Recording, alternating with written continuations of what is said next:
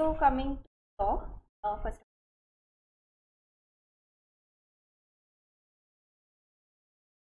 so starting with what are we,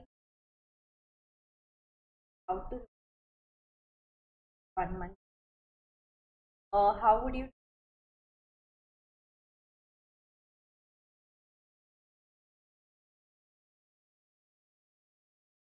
communicate, and we'll also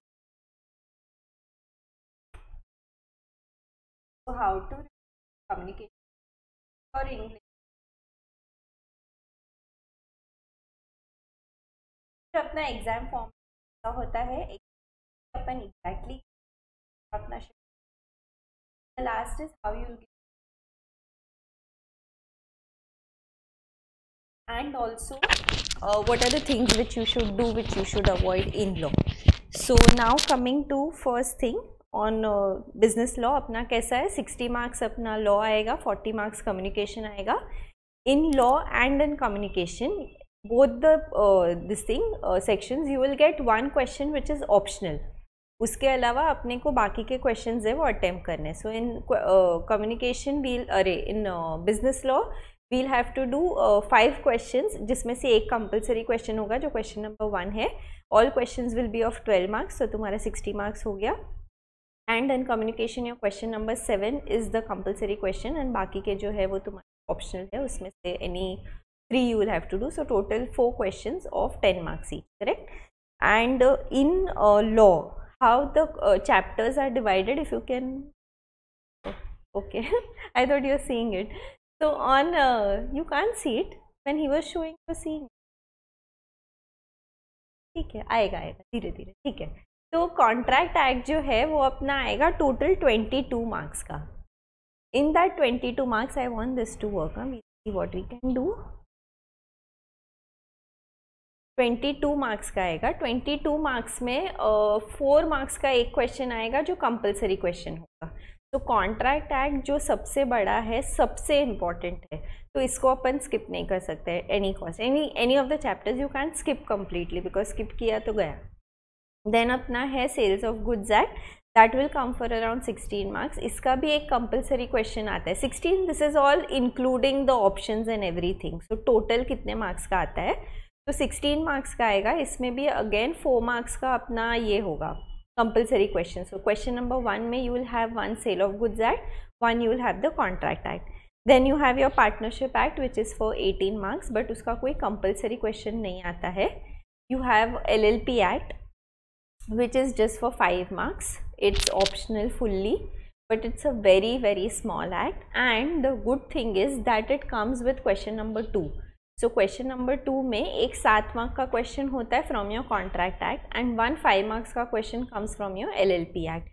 So since you have already done your contract act, you want that as an option. अगर LLP नहीं करके जाओगे तो question 2 ये option में छोड़ना पड़ेगा, क्योंकि बाकी के सब क्वेश्चंस तो अगर कभी क्वेश्चन कॉन्ट्रैक्ट एक्ट या सेल ऑफ गुड्स का केस स्टडी जो पूछते हैं, अगर वो डिफ़िकल्ट वाला आ गया तो फिर तुमको वो छोड़ना मतलब करना ही पड़ेगा. You can't leave it because you have left your partnership LLP act. तो LLP एक्ट के लिए there are some standard questions which we normally give to our students, जो पढ़ के जाने का उसी में से क्वेश्चन पूछता है. सब कुछ एक्स्ट्रा ऑर्डिनरी नहीं पूछता है, केस स्टडी क्वेश्चंस नहीं पूछता है, वही स्टैंडर्ड घिसा पिटा क्वेश्चंस है वो का वही पूछते रहता है वो लोग. So that comes for 5 marks. And then you have your Companies Act which comes for around 13 marks. इसमें भी एक 4 marks का compulsory question आएगा. So in your first question you will have Contract Act, Sale of Goods Act and Companies Act. ये 3 compulsory questions आएंगे. Companies Act most of the time when I am taking an inter batch ना, तो Companies Act तुम लोग को अभी जो आता है एकदम चिंटू आता है. When you go to inter it's of 470 sections. So वो खाली इंटर में ख़त्म नहीं होता है, फाइनल में भी जाता है. So it's huge. So if you don't do it now, तो फिर hoping we'll clear, तो next year again it will be an issue because the same things will come again in inter. So Companies Act something which you should not skip at all. And of course I feel कि सब कुछ अपने को थोड़ा थोड़ा पता होना चाहिए, ऐसे completely blank नहीं होना चाहिए. तो अगर फेंकना भी है तो फेंक सकते हैं, थोड़ा बहुत पता है तो कुछ तो फेंक के आ ही सकते. फेंकने में तो एक्सपर्ट है ना. चलो. Now 1 second, I just ask Ankush if we can start because I want to show something.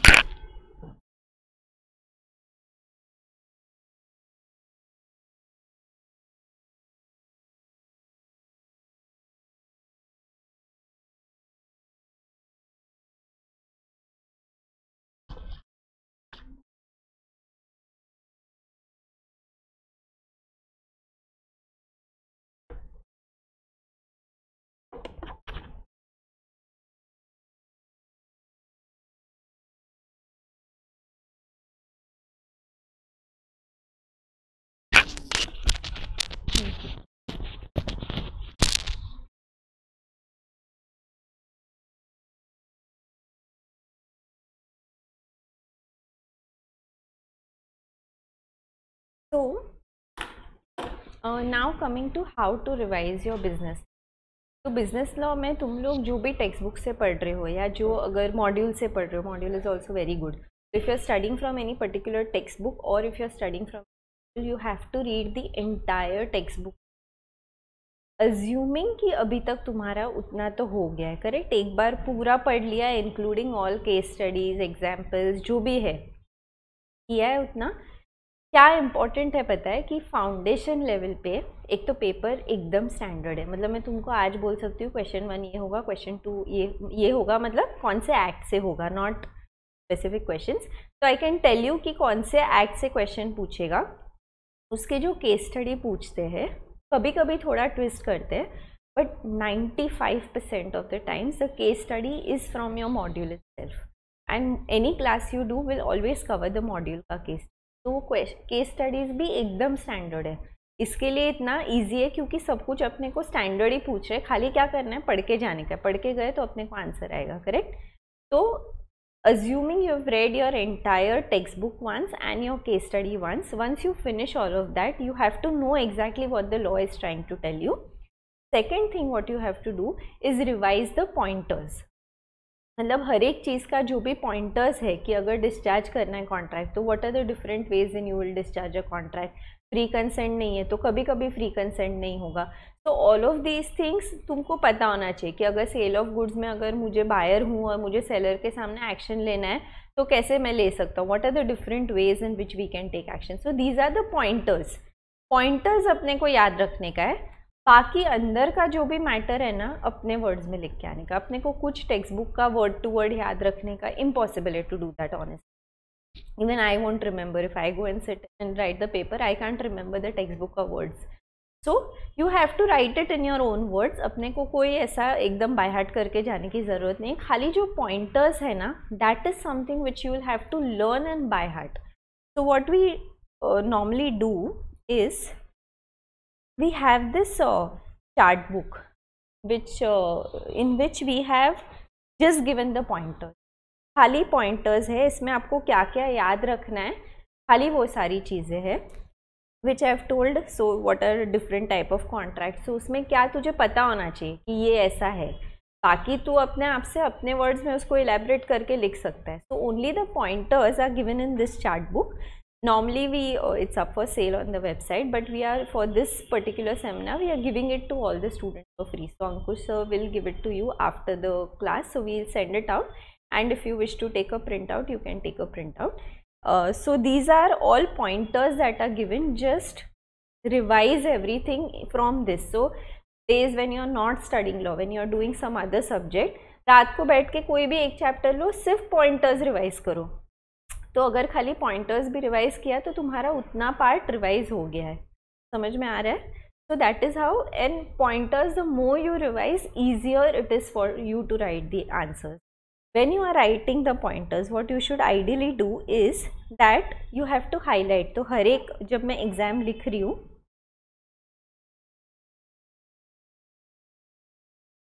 अगर मैं एग्जाम लिख रही हूँ, what will I do? I will write the pointers, I'll underline it. एक लाइन छोड़ के दूसरा pointer. So if this is question say 4A, ये मेरे पॉइंटर्स लिखूंगी, उसको अंडरलाइन करूंगी. तो when as a examiner, when I am checking, I see the pointers. I don't really, I have very less time to check one paper. You realize ना कि बहुत foundation में बहुत बच्चे देते हैं, फिर इंटर में कम होता है, फाइनल में और भी कम हो जाता है. So I don't have a lot of time to sit and read everything that you're writing. So I'll just see the pointers and I'll know कि अच्छा तेरे को आता है. भले अंदर तूने कुछ गलत भी लिख दिया, there's a possibility कि वो skip हो जाए, correct, because तूने pointers correctly लिखा है. तो go through the chart book, revise the pointers perfectly. Pointers तो आने ही चाहिए. फिर उसका अंदर का मैटर कब लिख पाओगे? जब तुमको लॉ समझ में आता है. तो इट इज़ ऑल लॉजिकल, इसमें रट्टा मारने की ज़रूरत नहीं है. Law is very very logical. तो वो तुम अपने हिसाब से पॉइंटर्स लिख सकते हो. Third, coming to your case study scenarios. Case study scenarios are basically real life में, अगर ऐसा तुम्हारे, अगर मैं सच्ची में लॉ जाके प्रैक्टिस करती हूँ तो केस स्टडी आता है ना. क्लाइंट आके बोलेगा ऐसा ऐसा हो गया, अभी क्या करने का है. तो I will sit and think कि अच्छा क्या लॉ एप्लीकेबल होगा, what is the solution. That is very very important, but luckily अपने को जो पूछता है वो सब मॉड्यूल में से पूछता है। तो केस स्टडी सिनेरियो अपन कैसे उसको आंसर करेंगे? First is you will explain the law. This is the format in which you should answer. I'll also tell you why. One is because institute ने ये format suggest किया, but other than that also there's some logic to this. Then you write the facts of the case and then you write your answer. Law मतलब अगर मैंने कोई question पूछा है कि ये इंसान है, उसकी बहन उसके OPC में नॉमिनी है, अभी वो जाके कनाडा शिफ्ट हो रही है, तो can she continue to be the nominee? तो first I will explain the law कि लॉ ये बोलता है कि एक नॉमिनी अपॉइंट कर सकता है, person has to be citizen of India, has to be resident of India for a period of 120 days, and अगर नहीं होता है तो you can change the nominee, change किया तो you have to alter the memorandum, but it will not amount to alteration of. This is what my law is. So first I will tell the law, then I'll write the facts of the case. In this present scenario, Mr. X, उसकी बहन, she is going to Canada, she is the nominee, and now she is going to be outside India. She is not going to be a citizen of India or a resident of India, and hence my answer is that she cannot be a nominee. He'll have to change the nominee. Second question in the same पूछा है कि if she is not going to Canada, शादी दिल्ली में हो रही है, तो क्या नॉमिनी रह सकती है? तो देन पैराग्राफ छोड़ने का, सेकेंड आंसर देने का, that if she is shifting in India then she will be a citizen of India, she will be a resident of India, so she can be a nominee. तो यहाँ पे क्या होता है, first is that the examiner wants to know कि facts पढ़ के, question पढ़ के क्या तुमको समझ में आ रहा है कि मैं कौन से लॉ के बारे में बात कर रहा हूँ. तो when you explain the law he knows that अच्छा ठीक है, तेरे को इतना तो समझा कि मैं क्या बात कर रहा हूँ. सेकेंड, मैं फैक्ट्स बोलूँगी. फैक्ट्स जब भी लिखूँगी वो एग्जाम के क्वेश्चन पेपर से ही लिखूँगी, बट सेम टू सेम नहीं लिखना है, क्योंकि उसको समझना है कि क्या तेरे को फैक्ट्स ऑफ द केस समझा कि नहीं समझा. And third is the answer. Most of the times when we check paper we see that students write the answer first. Answer पहले लिखते हो ना, तो क्या होता है, लिखा तो प्रॉब्लम नहीं है, बट अगर तुम्हारा आंसर गलत होता है ना, तो एग्जामिनर नीचे का नहीं देखती, वो देखेगी कि अच्छा गलत है, रॉन्ग, नेक्स्ट पेज पे. यहाँ पे अगर उसने इतना देख लिया, भले तूने ये रॉन्ग लिखा है बट तूने ये राइट लिखा है, तो तेरे को उतने का मार्क्स मिले. समझ में आ रहा है? तो always write the law first, then you write the facts and then you write the answer. Always remember this. Okay. तो केस स्टडी सिनेरियो सारे जो एग्जाम्पल्स मॉड्यूल में है या तुम्हारी जो भी टेक्स्ट बुक से पढ़ रहे हो उसमें जो है वो करना है. प्लस ICAI ने एक केस स्टडी सिनेरियो का बुकलेट रिलीज किया है on the website, so I will ask sir to share that with you, तो गो थ्रू दैट, एंड जो MTP RTP में आएगा वो देख के जाना. ठीक है. Now coming to communication. Communication is extremely important for CA foundation, because most of the people clear law because of communication. अगर कम्युनिकेशन नहीं होता तो आधे लोग फेल हो जाते थे, आधे से ज़्यादा. तो communication is very very important. It's very very easy. इसमें हर एक क्वेश्चन में थ्योरी क्वेश्चन आता है, 2-2 मार्क का. पेपर देखा है? थ्योरी क्वेश्चन आता है, वो सिर्फ एक ही चैप्टर से आता है, जो तुम्हारा फर्स्ट चैप्टर है ना कम्युनिकेशन, उसी में से आता है. तो थ्योरी के लिए मीटिंग्स है और एक चैप्टर है मीटिंग्स करके, बट उसमें से कभी पूछते नहीं हैं. तो only communication is there which is first chapter, जिसमें से थ्योरी आता है. तो डू दैट थ्योरी प्रॉपरली. सब कुछ रट्टा मान लो और उसमें कुछ है ही नहीं, मतलब इट इज़ लॉजिकल ना कि क्या बैरियर्स टू कम्युनिकेशन है, इमोशनल बैरियर है तो क्या है. So it is very very logical, but just remember, because if you remember then you can write, then you can score those marks. एक ही चैप्टर अपने को पढ़ना है. उसके अलावा अपने पास direct indirect speech, active passive voice, synonym antonyms, ये सब अपन ने स्कूल में बहुत किया है. सिनोनिम एंटोनिम के लिए there is a list, like a consolidated list which you can go through and you can revise, and then you have your 5 marks question जिसमें तुम्हारा प्रेसी आता है, सर्कुलर आता है, लेटर राइटिंग आता है. ये भी स्टैंडर्ड फॉर्मेट्स है.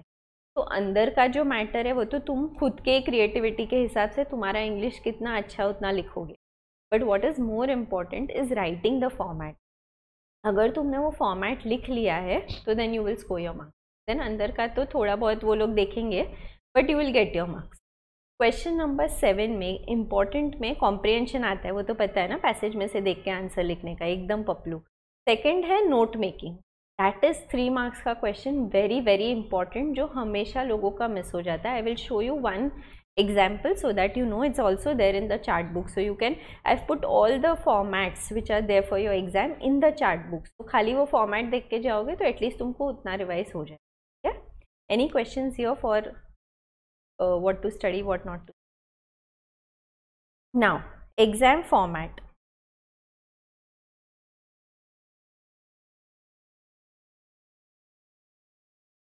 पेपर पैटर्न ऐसा कुछ है, 60 मार्क्स 40 मार्क्स अपने को पता है। फर्स्ट क्वेश्चन जो है कंपलसरी क्वेश्चन है, दिख रहा है ना, उसमें contract company sale of goods आता है।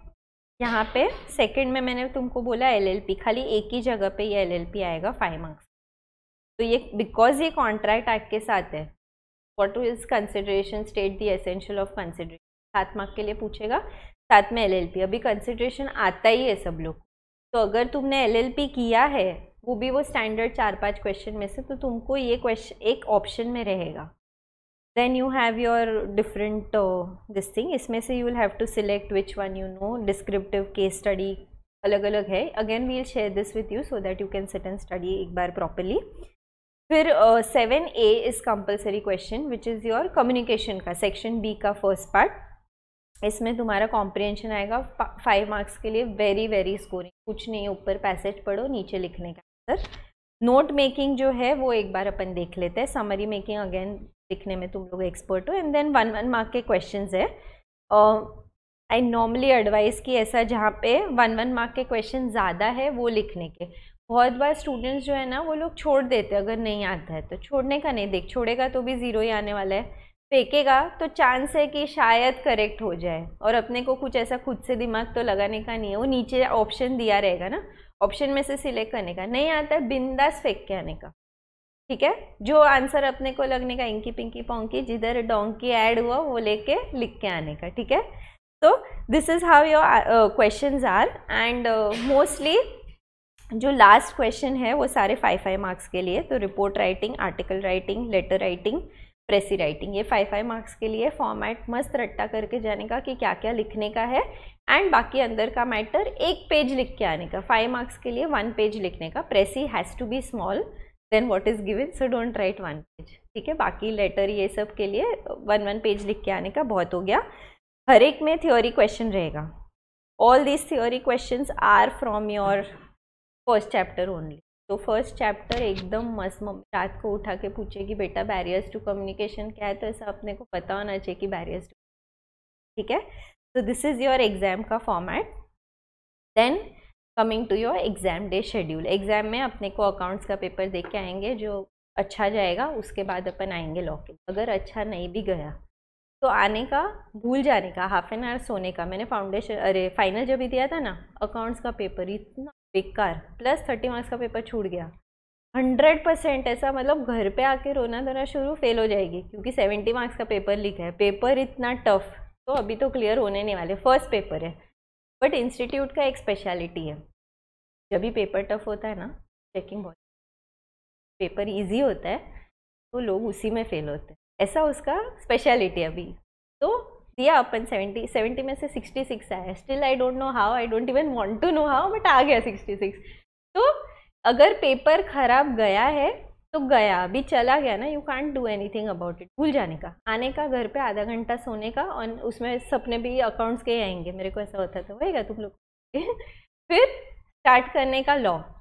फर्स्ट डे जब भी स्टार्ट करोगे, बिकॉज हाफ ही डे होगा, बिकॉज एग्जाम देख के आए हो, थक गए हो, पहले कम्युनिकेशन, क्योंकि तभी अपने को ज़्यादा दिमाग लगाने की ज़रूरत नहीं है। तो फुल कम्युनिकेशन ख़त्म करने का, एलएलपी करने का और कंपनीज एक्ट करने का। तो start with LLP and companies act, because तभी थोड़ा फ्रेश रहेंगे। जैसे दिन सोने का टाइम आ रहा है, कम्युनिकेशन करने का और फिनिश करने। नेक्स्ट डे सुबह उठेंगे तभी थोड़ा फ्रेश है, तभी तुम क्या करेगा, contract act, sale of goods and partnership. Next day start with these, एकदम मस्त सोने का, फ्रेश उठ के फिर ये स्टार्ट करने का। And on the exam day revise the pointers.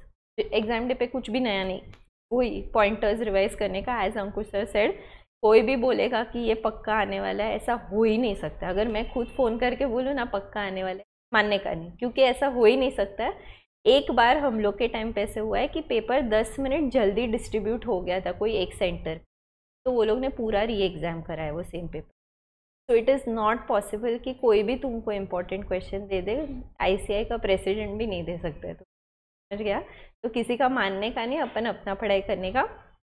No referring any new stuff, it is very very important. कुछ भी नया चीज़ देखने का, फ्रेंड बोले ना मस्त नोट से ओके है, मैंने मेरा पढ़ा है, मैं पढ़ के जाएगी। पॉसिबल है कि एग्ज़ाम डे पे because you are nervous you में फील कि अरे मुझे याद नहीं आएगा, मुझे एग्ज़ाम में पता है ऐसे लगता है कि मुझे नहीं याद रह रहा है, क्या है, ऐसे लग रहा है सब कुछ भूल रही हूँ। ऐसा नॉर्मल है, हम लोग के साथ भी होता था। When you sit and write the examination you will be able to recollect and answer the point. Don't be scared कि नहीं याद आएगा, वो आएगा ही। अगर पढ़ाई किया है तो आएगा।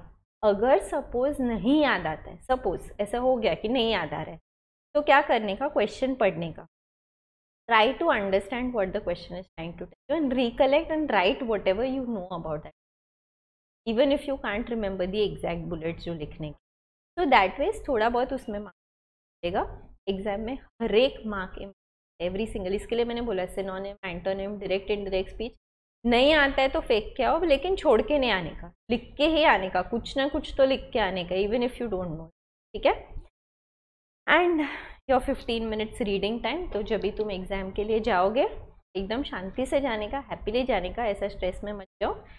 जाएंगे 15 मिनट्स जो मिलेगा फर्स्ट, उसमें फर्स्ट क्वेश्चन और 7th क्वेश्चन छोड़ के पूरा पेपर, बिकॉज वो तो ऑप्शन ही नहीं है ना, वो तो कंपलसरी है, वो तो मुझे लिखना ही है। तो उसको छोड़ के पूरा पेपर पढ़ने का, चेक करने का कि मेरे को ऑप्शन में से क्या लिखना है। We never use to get 15 minutes reading time, it's a new concept which is introduced. तो हम लोग एग्जाम के वो 3 घंटे में डिसाइड करते थे। You are getting that time, so decide कि मुझे क्या आंसर लिखना है, कौन से क्वेश्चन मुझे आते हैं, कौन से नहीं आते। Decide which one you don't want to write in law, which one you don't want to write in communication, and then first question अगर टाइम बचता है तो फर्स्ट एंड 7th लिखने का। What I also use to do when I use to read the paper, अगर मुझे suppose question 4 है, अगर उसका कुछ कंसिडरेशन पार्ट मुझे पूछा है तो जो भी उसके बुलेट्स होता है ना, वो मैं साइड में पेपर पे on the answer sheet only pencil से लिख देती थी, जो बाद में इरेज करना पड़े, so that when I start writing the paper I can, but I don't think in the 15 minutes you will get your answer sheet right anywhere, otherwise वो ले लेगा और तुम बहुत गाली पड़ेगा। ठीक है। तो डिसाइड कि कौन सा आंसर लिखना है। Start with the answer which you are most confident कि ये तो अपने को मस्त आता है, तो उससे स्टार्ट करने का, तो अपने को थोड़ा कॉन्फिडेंस बढ़ता है कि चलो इतना मार्क्स का हो गया। And then you can write the other question, write it in whatever order, but if you are writing question number 4 तो पूरा क्वेश्चन 4 एक साथ लिख दो, फिर क्वेश्चन 5 लिखो, क्वेश्चन 4 का एक लिखा, फिर क्वेश्चन 3 का भी लिखा, फिर क्वेश्चन 5 का। ऐसा मत, पेपर करेक्ट करते ना बहुत चाय पीना पड़ता है, टेंशन होता है कि क्या लिखा है, किधर से मेरे को मार्क्स काउंट करना है।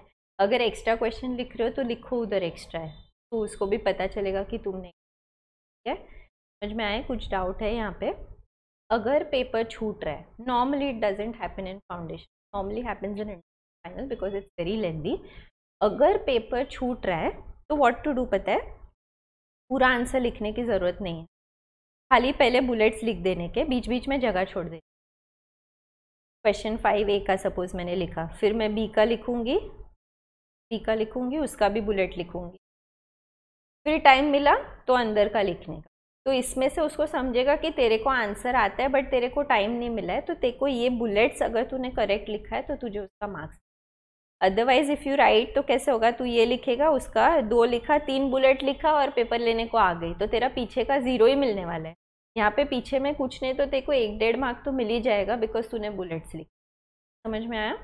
एंड स्टार्टिंग विथ कम्युनिकेशन और business law depends on your comfort. I normally, like if I were a student, I would start with communication because एकदम पपलू है and वो 40 मार्क्स मेरे को मिल जाएगा, मुझे पता है। But if you start with communication, you have to, वो ऐसा एकदम दिल खोल के लेटर लिखते ही गए तो लॉ छूट जाएगा। So if you are starting with communication, you have to put a timer, you have to finish it 45 minutes, no matter what. If you have written test series or are planning to write any in the next 1 month, then try both. एक बार law से करो, एक बार communication से करो, see what is your comfort. नहीं comfort है तो law से चालू करने का, क्योंकि कम्युनिकेशन तो फटफट ख़त्म हो जाएगा एंड में भी, लॉ फटफट नहीं ख़त्म होगा क्योंकि दिमाग लगाना पड़ेगा। तो see what your comfort is. If you are writing test series, try both and see कौन सा अच्छा लग रहा है। बट कम्युनिकेशन से स्टार्ट किया तो प्लीज़ आपको कितना भी मन हो ऐसा कि बहुत लिखना है, 45 मिनट्स में ख़त्म कर देना, तो ही तुम्हारा लॉ ख़त्म होगा, अदरवाइज लॉ ख़त्म नहीं होगा। And that's it. Other things to remember is we have discuss, keep your calm, आराम से जाने का, ऐसा टेंशन लेके नहीं जाने का, लॉ फैक्ट्स आंसर्स लिखने का। बाकी लोग डिस्कस करेंगे पेपर एग्जाम के बाद। अपने को ऐसा मुंडी नीचे रख के फुल स्पीड में, मेरा एक फ्रेंड था ऐसा मुंडी नीचे रख के फुल स्पीड में चलता था रिक्शा लेके घर पे, ऐसा पढ़ने का, किसी के साथ आंसर डिस्कस नहीं करने का, घर पे बैठ के काउंटिंग नहीं करने का, हाँ इतना लिखा है इतना मिलेगा, तेरे को नहीं पता है कितना मिलेगा। So don't waste your time in all of those, it's not required. जो भी आंसर्स है खुद के वर्ड्स में लिखना है। सेक्शन नंबर अपने को एकदम 100% नक्की पता है कि अच्छा ये सेक्शन 10 है एसेंशियल्स, तो लिखो, अदरवाइज सेक्शन नंबर याद रखने की ज़रूरत नहीं है। मैंने इतना साल लॉ में काम किया, मेरे को सेक्शन नंबर कोई नहीं आता है। मेरे को जब भी सेक्शन नंबर चाहिए एज अ प्रोफेशनल, तेरे बाजू में ऐसा एक्ट का थप्पा रहता है, एक्ट खोलने का, सेक्शन नंबर देखने का। So you don't have, you're not expected to remember section number. Don't waste your time। ऐसे वो शीट्स आती है पता है, सेक्शन नंबर और उसके सामने, वो सब याद रखने की कोई ज़रूरत नहीं है, वो सब वेस्ट है, कोई ज़रूरत नहीं, लिखो ही मत। लिखोगे तो अच्छा इंप्रेशन पड़ता है, बट नहीं लिखा तो कुछ नहीं, because you are not expected. लेकिन अगर गलत लिखा तो मार्क्स कटेगा। So don't, if you know 100% कि यही सेक्शन है तो लिखो, otherwise don't write, just leave it, it's okay, it's not important. And you don't need to fill pages. अपन इतने साल ऐसा पढ़ा है कि पेज भरते जाएंगे तो बहुत मार्क्स मिलेगा, ऐसा नहीं है। If you write the right answer and if you write all the points which are there. Now when I say don't fill pages, I have also come across students when they write the answer, तो वो लोग short में निपटा देते हैं, जैसे कि घाई है खत है। ऐसा नहीं है, उसमें मार्क्स नहीं मिलेंगे, वो तो लिखना ही है, जो लिखना है वो तो लिखना है, बट एक्स्ट्रा का फेंक के आने का, सेम लाइन को 4-5 अलग अलग वे में लिखने का, उसका मार्क्स नहीं मिलेगा। ठीक है, तो अलग अलग पेजेस भरने की ज़रूरत नहीं है, अच्छे से जाओ। I am very sure paper अच्छे से जाएगा। कम्युनिकेशन का जो एक पार्ट मुझे दिखाना था वो ये है, quickly I will show you.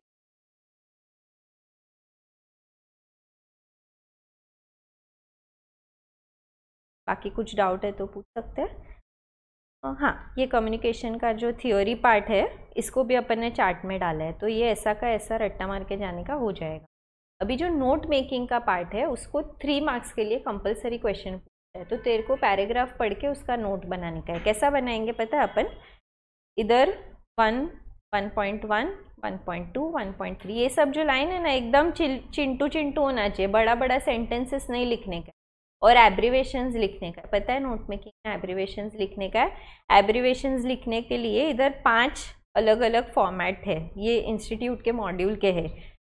एक है जिसमें मैं जो भी वावल्स है वो निकाल दूंगी, या फिर use the beginning of the words with the final letter, तो अगर गवर्नमेंट है तो मैं GOVT लिखूंगी। तो ये 5 फॉर्मेट को अपने को हर एक वर्ड में जिधर भी फिट कर सकते हैं, फिट करने का। और ये एक ही चीज़ है जिसका मॉड्यूल में से 2 करके जाने का। कोई भी 2 एग्जाम्पल मॉड्यूल में बहुत सारे दिए हैं, तो जिसमें आंसर है ना, वो 2 सम्स करके जाने का इसमें से, तो तुमको आइडिया आएगा कि कैसा करने का। ये 3 मार्क्स इतना स्कोरिंग है, लेकिन सब लोग इसमें ऐसा पैराग्राफ लिख के आते हैं, 0 मिलता है। तो ये एक ही चीज़ है जहाँ पे एकदम मस्त फॉर्मेट यूज़ करने का ऐसा होना चाहिए, देख। ठीक है, तो 1, 1.1, 1.2, 1.3, फिर 2, 2.1, ऐसा फॉर्मेट में लिखने का। इसके नीचे की लिखने का, और ये की में जो भी एब्रीवेशंस है, अगर सिंबल यूज़ किया है तो सिंबल यूज़ कर सकते हैं, एक्रोनिम्स यूज़ किया है तो वो यूज़ कर सकते हैं, वो सब वहाँ पे समझाने का कि मैंने क्या लिखा है। Most of the time she will not even read what you written. अगर तूने ये खाली फॉर्मेट लिख दिया ना, तो 2 मार्क्स तो आराम से मिलेगा, 3, क्योंकि फुल नहीं देते बोलो, 2 तो ऐसा आराम से। ठीक है, सो ये एक नोट मेकिंग का पार्ट है जो याद रखना। प्रेसी राइटिंग में क्या क्या याद रखना, आर्टिकल राइटिंग, रिपोर्ट राइटिंग का जो भी फॉर्मेट्स है वो अपन ने डाला है, formal letters. So all of these, the formats are there, you just have to remember the format and you have to write when you are writing a resume। जो भी तुम्हारा सबसे लास्ट में क्लियर हुआ है, जैसे अगर CA मेरा क्लियर लास्ट में हुआ है तो मैं CA फाइनल लिखूंगी, फिर इंटर, फिर फाउंडेशन, फिर 12th, फिर 10th, ऐसा लिखना है। एंड एक्सपीरियंस में भी सेम होता है, बट एक्सपीरियंस वाला तुमको नॉर्मली नहीं पूछते, खाली क्वालिफिकेशन वाला। तो जो सबसे लेटेस्ट है वो ऊपर आएगा। तो अगर इंटर ख़त्म हो गया और आर्टिकलशिप के लिए अप्लाई करे तो कैसे लिखोगे, ऐसा लेटर पूछेंगे तो पहले इंटर का मार्क्स, फिर फाउंडेशन, फिर 12th, फिर 10th, ऐसा करके लिखने का। बाकी तो सिंपल है। मीटिंग्स भी थियोरी है, but they never ask on. अगर खाली ग्लांस थ्रू करना है तो करो। एंड ये तुम लोग ने वो ओसी में भी किया रहेगा 12th में, क्या है ना? हाँ, तो उसमें भी तो ठीक है। यही है। Anything else you want to ask, और you want whatever is important for your examination, we on the group that's all there, and my number also there, so if you have doubts, any queries, you okay. Thank you so much, all the very best। अच्छे से लिख के आना, tension मत लेना। Online students, any doubts?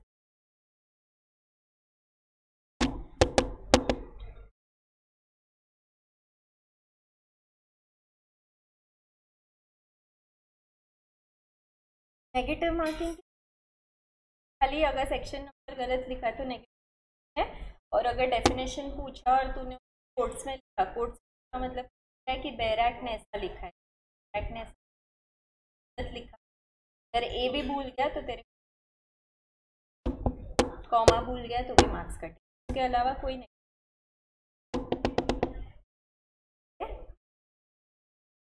Bye bye, all the very best.